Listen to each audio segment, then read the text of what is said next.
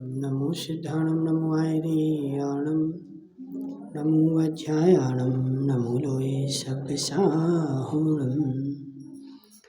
पंच परमेष्टि भगवान की, अनंत अनंत सिद्ध परमेष्टि भगवान की, 1008 देवादेव वासुपूज्य भगवान की, 1008 देवादेव श्री राम भगवान की, आचार्य भगवान रविसेन स्वामी की, आचार्य भगवान विद्यासागर जी महाराज की, आचार्य भगवान विशुद्ध सागर जी महाराज की।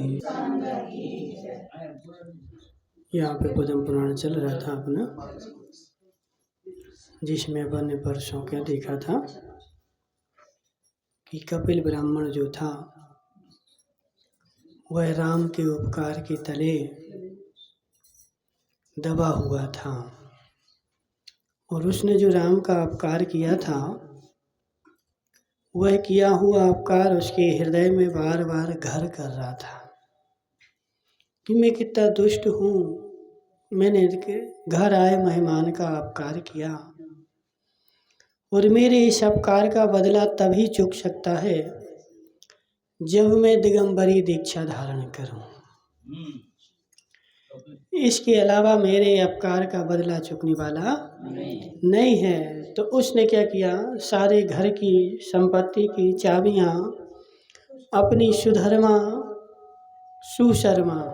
ठीक है ना, सुशर्मा नामक ब्राह्मणी को दे करके, और उसने दिगंबरी दीक्षा धारण कर ली थी और वह दिगंबर मुनि बन गया था। ठीक है। घोर अंधकार से व्याप्त और बिजली की चमक से भीषण वर्षा काल दुष्काल के समान जब क्रम क्रम से व्यतीत हो गया और स्वच्छ शरद ऋतु आ गई। अभी कौन सी ऋतु चल रही है? वर्षा काल के बाद 2 महीने के लिए शरद ऋतु आती है। ठीक है। अब क्या होगा, इस 15 दिसंबर के बाद शीत ऋतु चालू हो गई, जब कड़ाके की ठंड पड़ेगी। ठीक है। 2 महीने न ठंडी होती है न गर्मी होती है, उसको बोलते हैं अपन शरद ऋतु। ठीक है। तो वह शरद ऋतु कब आती है? तो चतुर्मास के बाद आती है। अभी जो चल रही थी वो शरद ऋतु थी। तो चतुर्मास होने के बाद शरद ऋतु जब आई तो राम लक्ष्मण उस रामपुरी में जो रुके हुए थे, वो क्यों रुके थे? चतुर्मास के लिए रुके थे। और जैसे ही शरद ऋतु आई तो तब राम ने वहाँ से प्रस्थान करने का विचार किया कि अब जो है शरद ऋतु आ गई और हमें क्या करना चाहिए, यहाँ से प्रस्थान करना चाहिए, विहार करना चाहिए।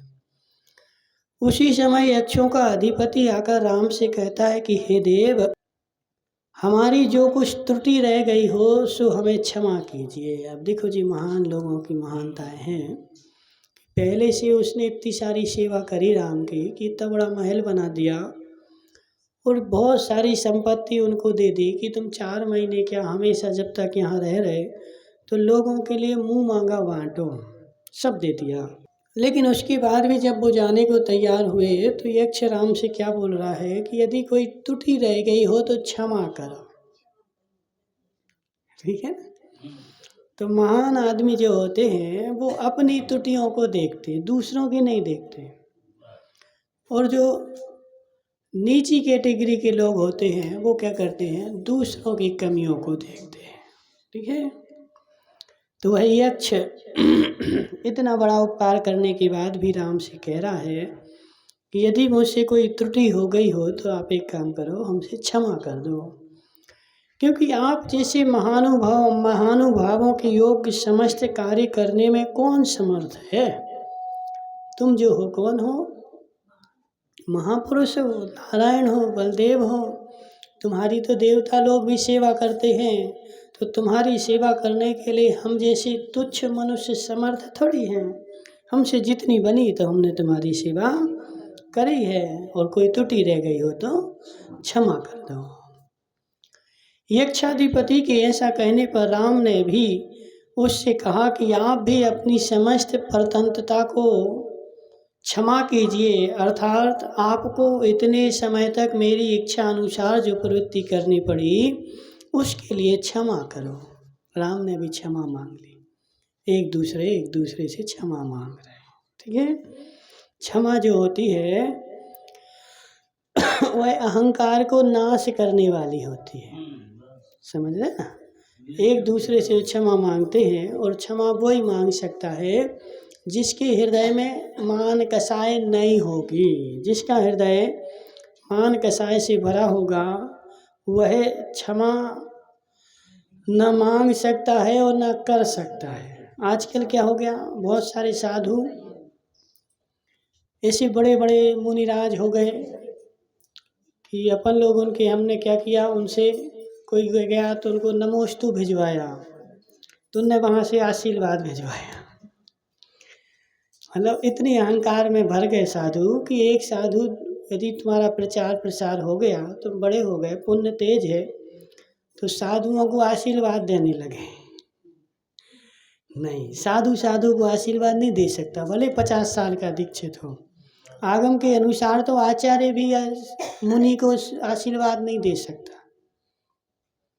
अभी वर्धमान सागर मुनिराज 55 साल हो गए दीक्षा को, लेकिन मुनिराज कोई उनको नमस्कार करते हैं तो पीछे उठा के नमस्कार करते हैं, आशीर्वाद नहीं देते। उनने स्वयं बोले हम आशीर्वाद देने के पात्र नहीं हैं, आगम की आज्ञा नहीं है। आचार्य भले हैं, लेकिन आचार्य जो होते हैं वो अपने संग के लिए होते हैं, दूसरे संग के लिए नहीं होते हैं। और मुनि की अपेक्षा समान है।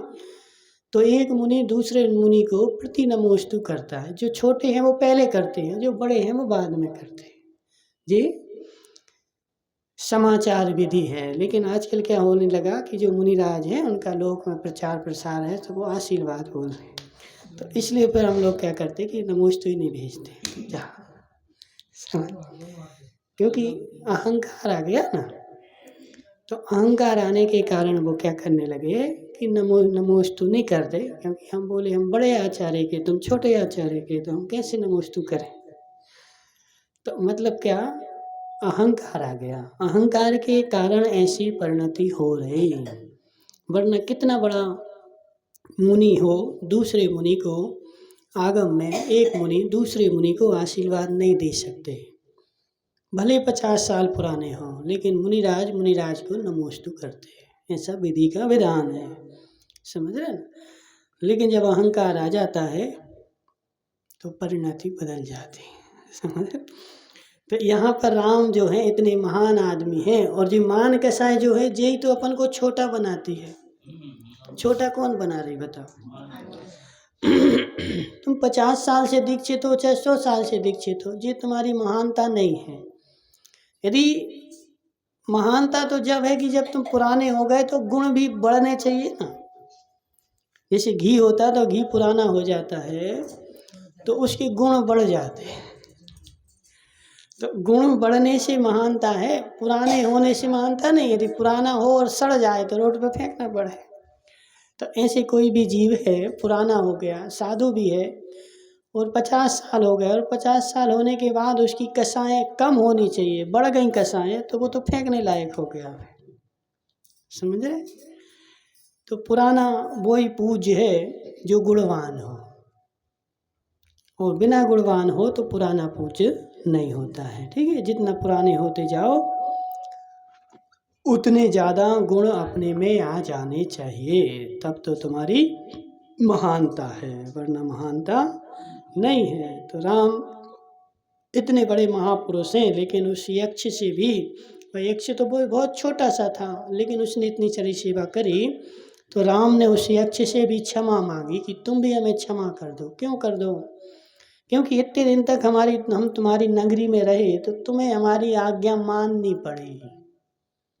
ठीक है, इसलिए तुम भी हमें क्या करो, क्षमा कर दो।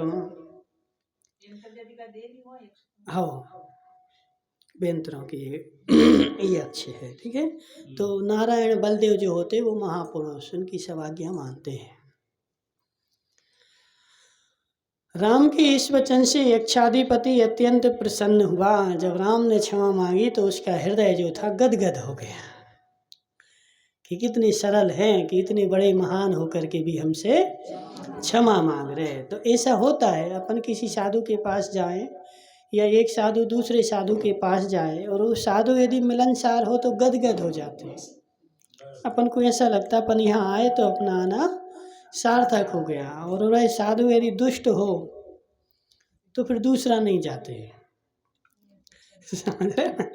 क्यों नहीं जाते? क्योंकि इनका व्यवहार अच्छा नहीं है। इसलिए व्यवहार अच्छा हो तो अपन को क्या होता है, बार बार जाने का मन करता है, और व्यवहार अच्छा नहीं हो तो फिर दूसरी बार जाने का मन नहीं करता है। तो ऐसे यक्ष का मन भी प्रसन्न हो गया कि राम जो है अत्यंत विनयवान है। उसने बहुत काल तक वार्तालाप कर नमस्कार किया और राम के लिए स्वयं प्रभ नाम का अद्भुत हार दे दिया। देखो, जब प्रसन्न हो जाता आदमी तो हृदय से स्वागत करता है। अभी तो इतने दिन तक कर रहा था, अब जाने लगे, प्रसन्न हो गया तो उसने राम के लिए और क्या दिया, स्वयं प्रभ नाम का एक हार दे दिया, उपहार स्वरूप, जी ले जाओ। और लक्ष्मण के लिए उगते सूर्य के समान दैदीप्यमान 2 मणिमय कुंडल दे दिए, कानों में पहनने के लिए। कौन से? मणिमय। और सीता के लिए महामांगलिक दैदीप्यमान चूड़ामणि तथा महाविनोद करने में समर्थ इच्छानुसार शब्द करने वाली वीणा भी दे दी। यानी इच्छानुसार शब्द करती थी, जैसी तुम्हारी इच्छा हो वैसा उस वीणा में से शब्द निकलेगा, ऐसी एक वीणा दे दी। और लक्ष्मण के लिए क्या दे दिए? 2 कुंडल दे दिए। और सीता के लिए एक चूड़ामणि भी दे दिया। अब वो चूड़ामणि जो होता नहीं बालों में लगाने का, बालों में लगाते ना चूड़ामणि, तो वो सब जो चूड़ा वगैरह दिए, हार दिए, कुंडल दिए, वो सब अमूल्य थे, तुम्हारे सोने मोने के भाव के नहीं थे, ठीक है ना? हाँ, वो बहुत ज़्यादा अमूल्य थे, हीरों के रत्नों के बने रहते। वास्तव में सोने से ज़्यादा महंगा हीरा है, सोने से ज़्यादा महंगा मूंगा है। मूंगा जो होता ना, सोने से महंगा है। तो जो 9 रत्न होते हैं, उन 9 रत्नों में जो असली रत्न है वो सोने से भी महंगे, धातुओं से महंगे आते हैं। अभी इतनी सी हीरे की अंगूठी थी एक जन की, मतलब हीरा नहीं था तो सोना ही, उसमें इतने से चीटी जैसे लगे हुए थे। उससे हमने पूछा तो बोले कितने की है, तो बोले 24 लाख की है। वो अंगूठी जो थी वो कितने की थी? तो 24 लाख की अंगूठी थी। तो इतने महंगे रहते हैं। तो वो जो चूड़ामणि वगैरह देती है ना, ये सब करोड़ों के सामान नहीं है, अमूल्यवान है, ठीक है।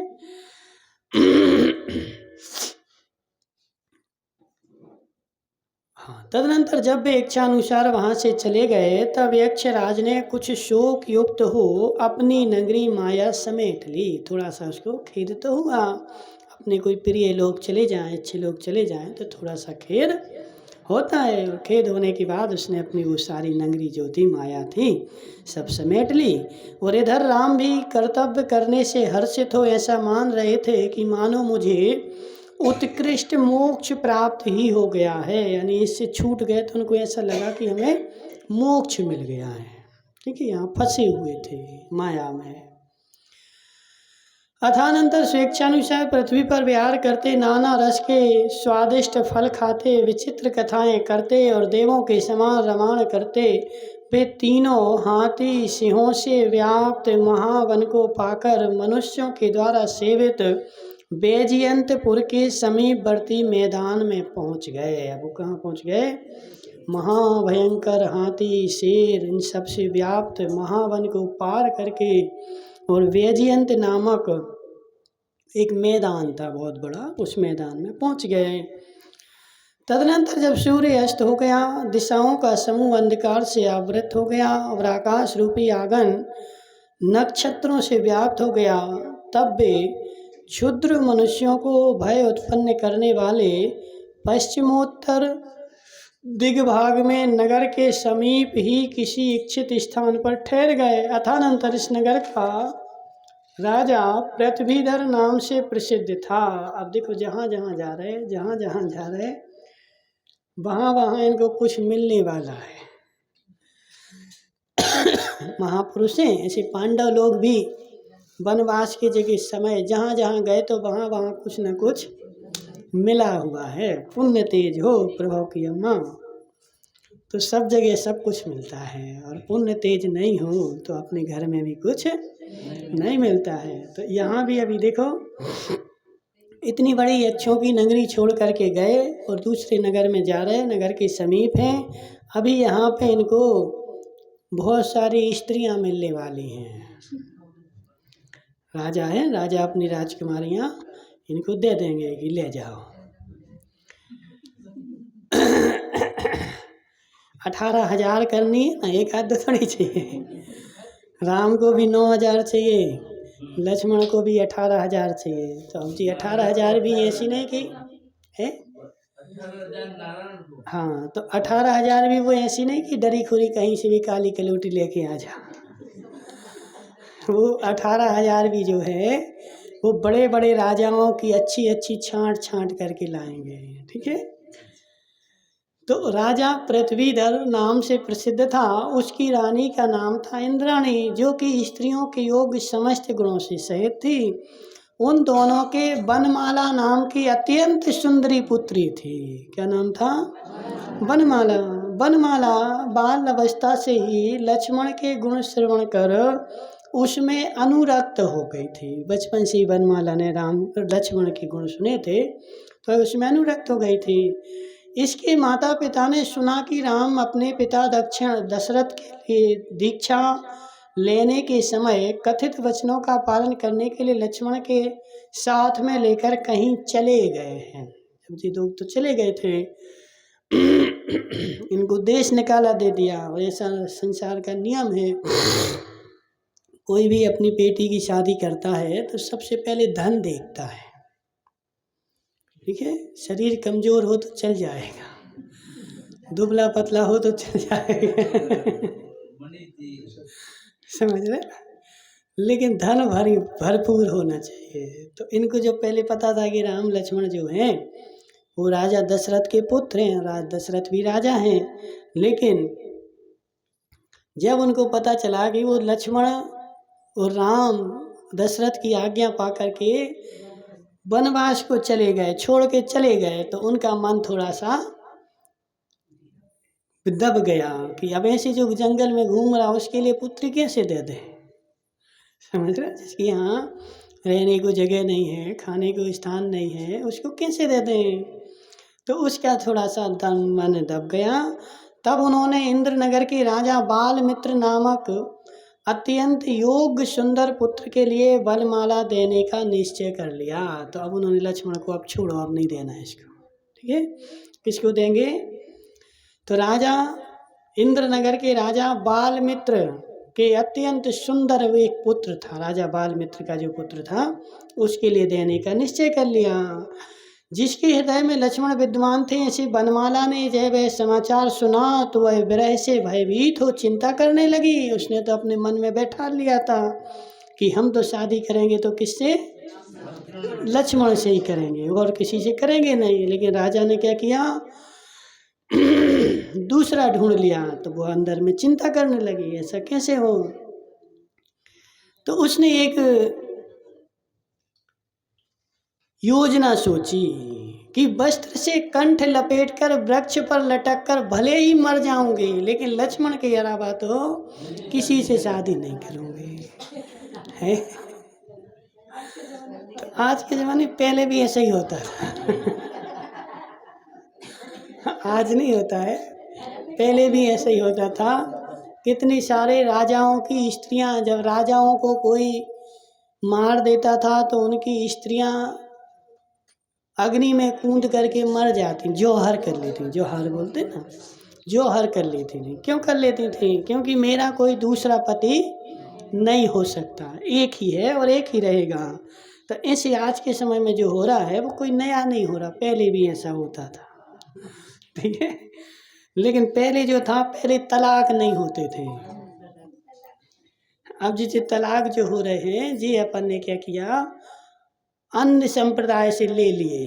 अपने समझेनों में कहाँ थी तलाक, बताओ। कहीं भी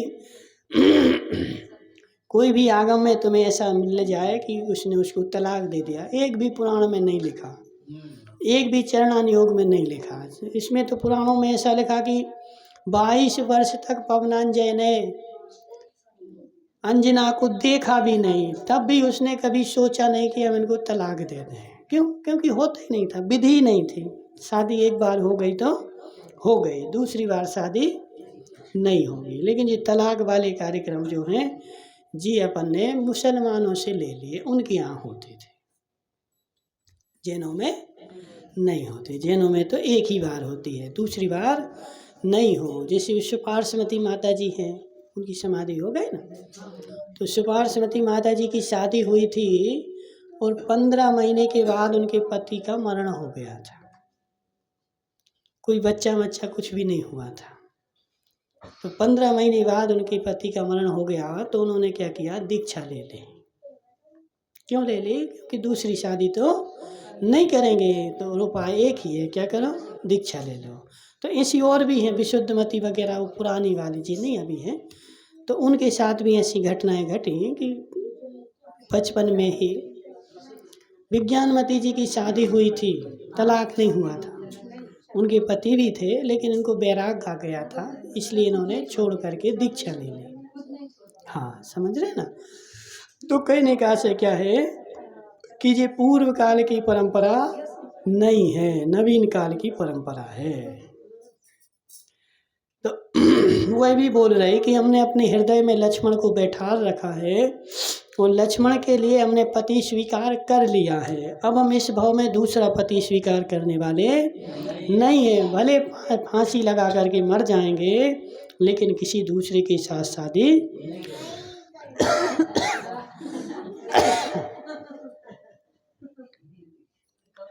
हाँ, मैं किसी कार्य के बहाने सायंकाल के समय वन में जाकर आज ही निर्विघ्न रूप से मृत्यु को प्राप्त हो जाऊंगी। हे भगवान सूर्य, आप जाओ और रात्रि को भेजो। वो वनमाला क्या बोल रही है कि आज ही हम क्या करेंगे, आज ही फांसी लगा करके और आज ही मर जाएंगे। इसलिए एक काम करो, सूर्य तुम जल्दी से जाओ और जल्दी भी से चंद्रमा को भेजो, रात हो जाए, कोई देखे नहीं और हम फांसी लगा लें। मैं अतिशय दीन हो हाथ जोड़कर आपके चरणों में पड़ती हूँ। जाकर रात्रि से कहो कि तुम्हारी आकांक्षा करती हुई यह दुखनी दिन को वर्ष के समान समझती है, इसलिए जल्दी जाओ। कौन जाओ जल्दी? रात्रि, जल्दी जाओ। तुम जाकर के रात्रि से कहो, इस प्रकार विचार कर उपवास धारण करने वाली वह बाला सूर्य अस्त होने पर माता पिता की आज्ञा प्राप्त कर उत्तम रथ पर सवार हो सखी जनों के साथ वैभव पूर्ण वन देवी की पूजा करने के लिए गई। सूर्य अस्त हो गया तो वह हाथ में सब फल फूल लेकर के और रथ पर सवार होकर के, घर वालों सब, घर में फांसी थोड़ी लगाएं, घर में लगाएं तो घर अपवित्र हो जाए, तो कहाँ लगाएंगे? जंगल में लगाएंगे। तो घर वालों से कुछ तो कहना पड़े, कहाँ जा रहे हैं, पूछेंगे लोग, नहीं पूछे क्या? पूछेंगे। तो पूछें तो क्या कहें? तो घर वालों से हाथ में थाली ले ली, तो हम कहाँ जा रहे हैं? तो वन देवी की पूजा करने जा रहे हैं। ठीक है।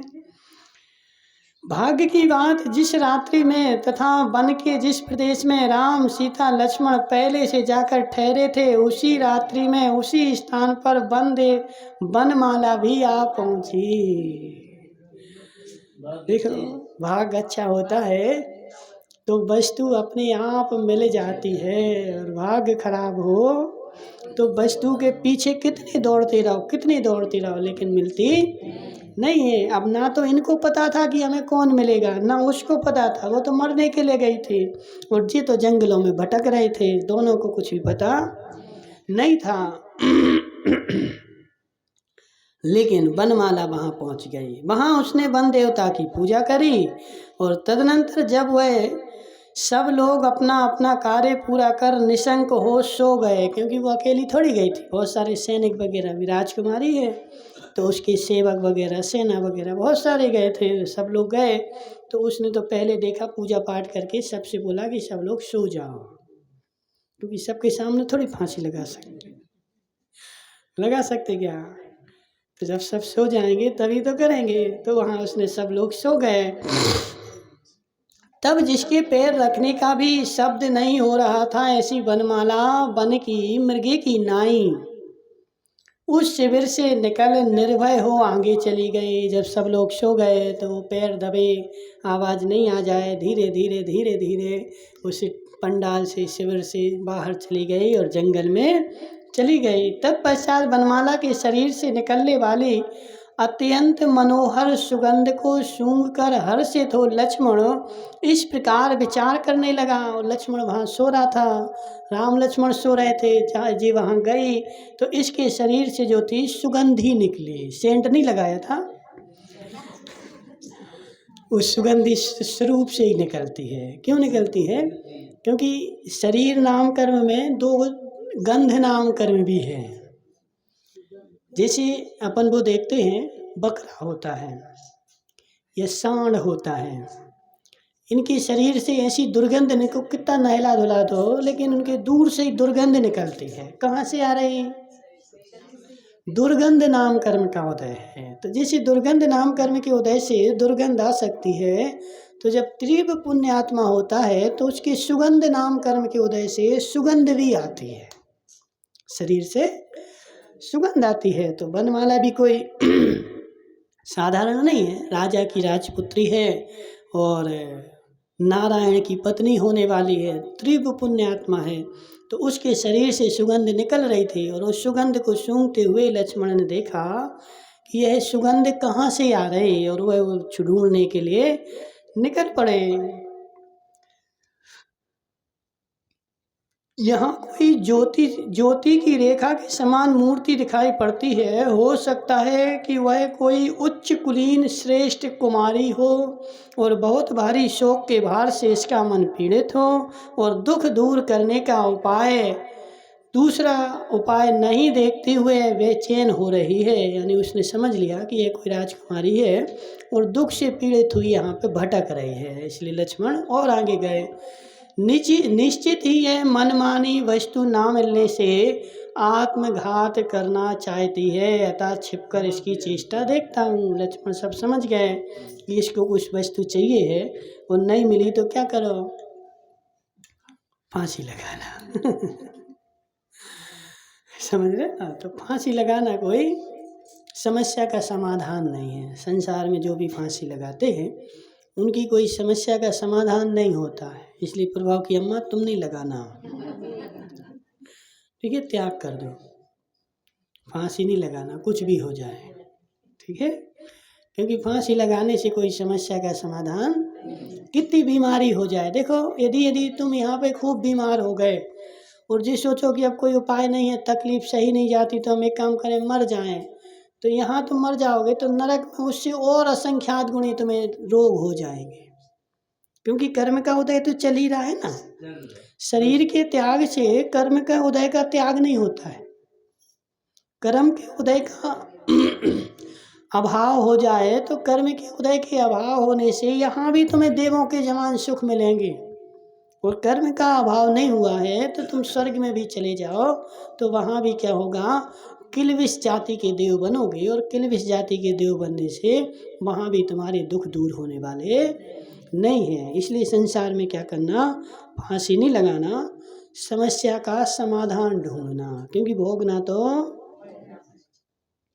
हमारे कर्म है और हमारे कर्म कभी भी छूटने वाले नहीं है। तो इसलिए एक काम करो, यहीं रह के भोग लो, भोग लोगे तो फिर आगे के लिए स्वतंत्र हो जाओगे, और फांसी लगाओगे तो और बढ़ जाएंगे, ठीक है। नैना भाई तुम भी नहीं लगाना फांसी, हाँ, कितनी समस्याएं हो जाएं, लेकिन समस्या होने के बाद भी, क्योंकि शरीर में जितने भी रोग आए हैं, ये रोग काहे के लिए आए, तो हमारे असाता वेदनी कर्म के उदय से आए हैं। रोग जितने भी आते हैं असाता वेदनी का वेदन कराने के लिए आते। कई बार ऐसा होता है लाखों की दवाई खा लो, रोग ठीक नहीं होता, और दवाई नहीं खाओ फ्री में ठीक हो जाते। क्यों हो गए? क्योंकि साता का उदय आ गया ना, तो साता का उदय आता तो फ्री में ठीक हो जाती है, और असाता का उदय है लाखों की दवाई खा लो ठीक होने वाले। इसको अभी सर जुकाम हो रहा था बड़ौदिया में, 10 डॉक्टर को दिखा लिया, इतनी पूरा भर की दवाई खा ली, फिर हमने बोला एक काम करो, तुम सब दवाइयाँ बंद कर दो। समझे? जब सब दवाई बंद करी से ठीक हो गया। क्या होता है, डॉक्टर के पास जाओ से डॉक्टर और हैवी हैवी हैवी हैवी दवाई देता रहता है, और कई बार ऐसा होता है कि दवाई से ही बीमार हो जाते।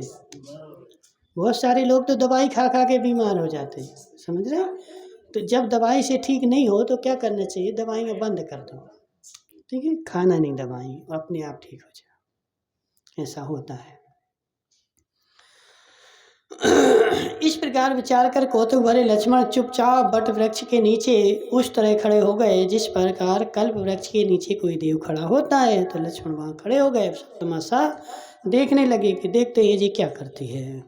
तदनंतर जिसकी चाल हंसी के समान थी, ऐसी वह वनमाला उसी वृक्ष के नीचे पहुंची, और उसे उस प्रकार की देख लक्ष्मण ने विचार किया कि इसके शब्दों से ठीक ठीक मालूम तो करूं कि इसे किससे कार्य है। अब लक्ष्मण ने पहले वहाँ छिप करके सोचा कि पहले हम एक काम करें, विचार करें, कारण का खोज करें जी, किसके कारण दुखी है, इसकी समस्या क्या है। समस्या का जब पहले कारण पता हो तभी तो समाधान हो, कारण ही पता नहीं तो समाधान कहाँ से हो।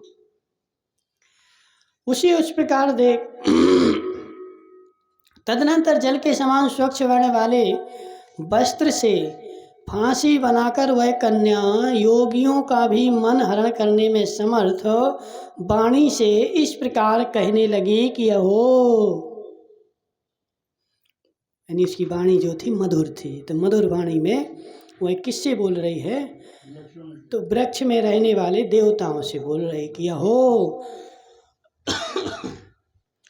इस वृक्ष के निवासी देवताओं सुनिए, मैं आपके लिए नमस्कार करती हूँ, आप मुझ पर प्रसन्न होइए। तो एक एक वृक्ष पे भी देवता रहते हैं, नहीं समझना कि देवता नहीं रहते, वृक्षों में भी देवता रहते हैं।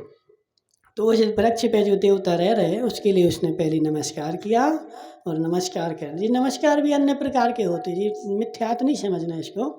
नमस्कार का मतलब क्या होता है, आदर सम्मान किया। ठीक है ना, अपन लोग आप आपस में एक दूसरे को नमस्कार करते हैं, माता पिता छोटे बड़ों को नमस्कार करते हैं, तो ऐसे उसने भी उनको नमस्कार किया। नमस्कार करके उनसे कहा कि क्या कहा कि आप मुझ पर प्रसन्न होइए, कुमार लक्ष्मण इस वन में अवश्य ही विचरण करते होंगे, सो उन्हें प्रयत्न पूर्वक आप लोग मेरी ओर से कहें कि तुम्हारे विरह में कुमारी वनमाला अत्यंत दुखी होकर तुम्ही में मन लगाकर मृत्यु लोक को प्राप्त हो गए। यदि यहाँ पे भटकते हुए राम लक्ष्मण, क्योंकि वो जब वनवास को गए, कभी कालांतर में यहाँ आ जाएं, तो हे वन देवताओं, लक्ष्मण से कह देना कि तुम्हारे विरह में वनमाला मृत्यु को प्राप्त हो गई। वट वृक्ष पर कपड़े से अपने आप को टांग कर तुम्हारे निमित्त से प्राण छोड़ती हुई उसे हमने देखा है। देवलोक कैसी कहना कि हमने देखा है, यहाँ पे टंगी थी, फांसी लगी। ठीक है, और ये कह गई कि हे नाथ, यद्यपि मेरे इस जन्म में आपसे समागम नहीं किया तो अन्य जन्म में प्रसन्नता करने योग्य है, यानी अपना मिलन इस जन्म में नहीं हुआ तो अगले जन्म में हो, इस निमित्त से मैं फांसी लगा रही हूँ। इतना कहकर वह ज्यों हुई शाखा पर फांसी बांधती है, त्यों ही घबराए हुए लक्ष्मण ने उसको पकड़ लिया। लक्ष्मण तो वहीं छिपा था ना, पेड़ के पीछे, सब पहले सुन रहा था, देख रहा था मामला क्या है। जब तक पूरा मामला पता नहीं चल जाए, जब तक टांग नहीं अड़ानी चाहिए। अपन लोग क्या करते हैं, अपन को कुछ पता ही नहीं है, बीच में पहुंच गए, समझ रहे ना। तो पहले कभी भी किसी के बीच में पड़ने के पहले क्या करना चाहिए, देखना चाहिए मामला क्या है, लफड़ा क्या है, फिर सब पता तो चल जाए।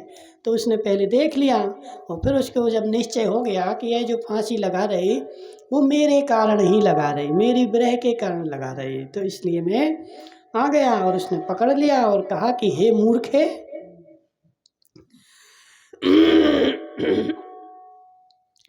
ये कंठ में फांसी लगाने से तुझे कौन सा लाभ होगा। और सुन, मैं वही लक्ष्मण हूँ जिसके लिए तू फांसी लगा रही है। उसने बता दिया, जिस लक्ष्मण के लिए तुम फांसी लगा रहे ना, हम वो ही लक्ष्मण हैं। इस प्रकार कहकर सांत्वना देने में निपुण लक्ष्मण ने जिस प्रकार कोई कमल से फेन को दूर करता है, उसी प्रकार उसके हाथ से फांसी छीन ली, गले से फांसी निकाल करके फेंक दी, और वह कन्या भी लज्जा से युक्त हो गई और लज्जा से युक्त होती हुई बैठ गई। तदनंतर लक्ष्मण को ना देखकर राम लक्ष्मण, क्योंकि लक्ष्मण भी बहुत सुगंधि के कारण वहाँ निकल गए थे, राम की नींद खुली तो तीनों सो रहे थे, राम लक्ष्मण सीता। तो उन्होंने देखा कि सीता तो यही है, लक्ष्मण तो है नहीं है। तो आँख खुली तो राम ने लक्ष्मण को ना देख करके वे उठे और सीता से पूछने लगे कि हे देवी, यहाँ लक्ष्मण क्यों नहीं दिखाई देता।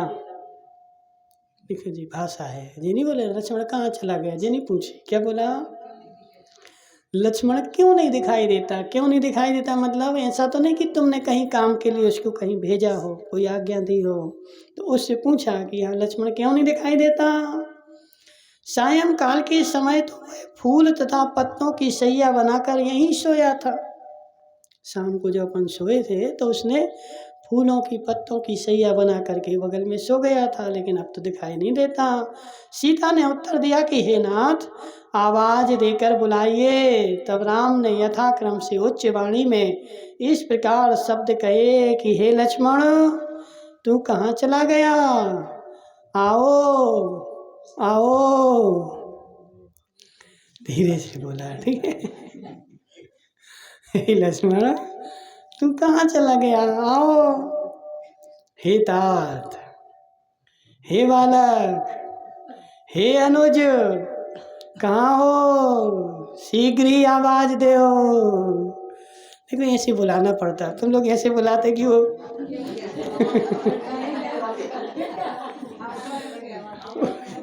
उसको हार्ट अटैक आ जाए। तो बच्चों को बुलाने के लिए भी मधुर आवाज में बुलाना पड़ता है। तो जैसे तुम बुलाओगे वैसे ही तो वो सीखेंगे। अब तुम ऐसे बुलाओगे कि जैसे वो बैल जो है हमारा तो ऐसे देखो, ऐसे सीख लेनी चाहिए। कैसी लेनी चाहिए, तू कहाँ चला गया, आओ। हे तात, हे बालक, हे अनुज, कहाँ हो, शीघ्र आवाज दो। राम की आवाज सुनकर लक्ष्मण ने हड़बड़ा कर उत्तर दिया, हे देव, यह रहा, अभी आता हूँ। जैसे लक्ष्मण को आवाज सुनाई दी तो लक्ष्मण ने तुरंत उत्तर दिया कि हे देव, ये रहा, मैं अभी आता हूँ। और इस प्रकार उत्तर देकर वे वनमाला के साथ अग्रज के समीप पहुँचे। और उस समय स्पष्ट ही आधी रात थी, चंद्रमा का उदय हो चुका था। कुमुदों के गर्भ से मिलकर सुगंधित शीतल वायु बह रही थी। तदनंतर जिसने कमल के समान सुंदर हाथों से अंजलि बांध रखी थी, ऐसी वह वनमाला को लेकर के लक्ष्मण राम के पास शीघ्र ही पहुँचे। और लक्ष्मण को स्त्री से देख सीता ने कहा कि हे कुमार, तुमने तो चंद्रमा से मित्रता कर ली। उसको वनमाला को देख करके सीता ने कहा कि तुमने क्या किया, चंद्रमा के साथ मित्रता कर ली। राम ने सीता से कहा कि हे देवी, तुम किस प्रकार जानती हो। इसके उत्तर में सीता ने कहा कि हे देव, मैं समान प्रवृत्ति चेष्टा से जानती हूँ। सुनिए, जिस प्रकार चंद्रमा चंद्रिका चांदनी के साथ आया, उसी प्रकार लक्ष्मण भी इस बाला के साथ आया। इससे स्पष्ट है कि इसकी चंद्रमा के साथ मित्रता हो गई। यानी वो वनमाला के साथ में आ रहा था तो आते हुए उसके साथ देख करके सीता को पता चल गया कि यह इसके साथ मित्र आ रहा है, चंद्रमा मिल गया है। ओम नमः शिवाय।